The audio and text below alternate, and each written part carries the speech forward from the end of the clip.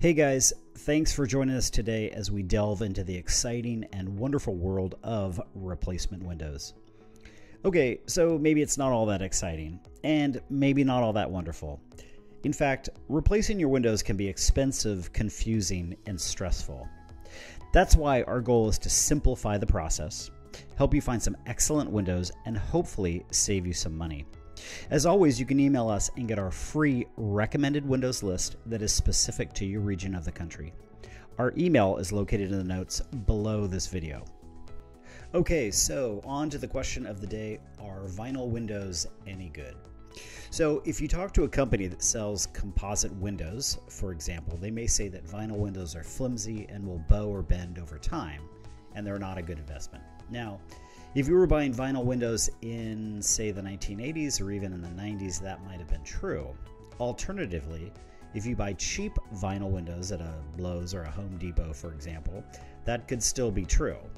What I would say is this: 70 to 80% of all U.S. households will probably do best with a quality vinyl window. That's either an upper-end mid-range vinyl window or a top-tier vinyl window.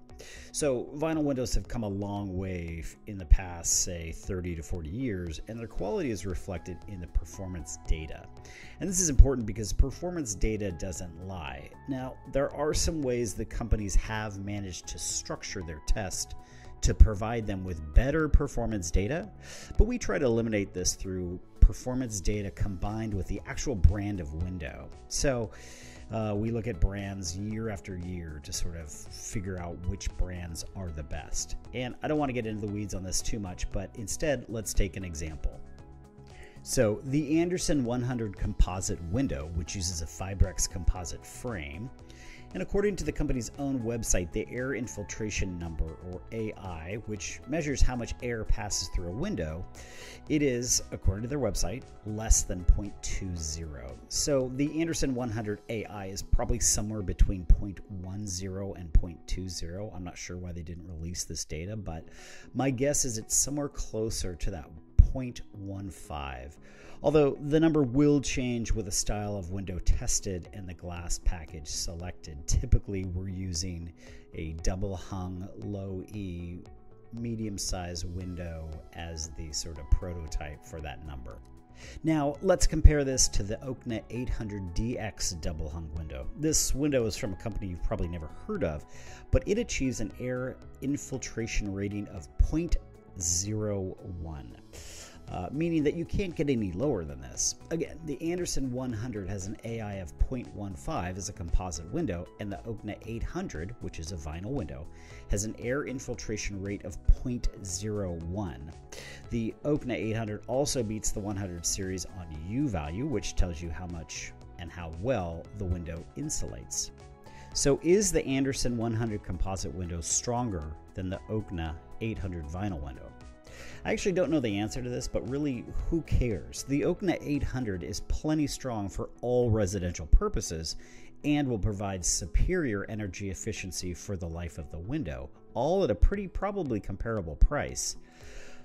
So to get back to the question of are vinyl windows any good, the answer is yes. Top tier and second tier vinyl windows are strong, energy efficient, require no maintenance, and come with a lifetime warranty on the mainframe and sash.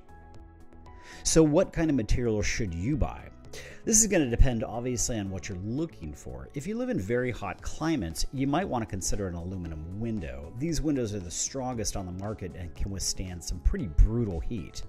They're pretty terrible though when it comes to energy efficiency.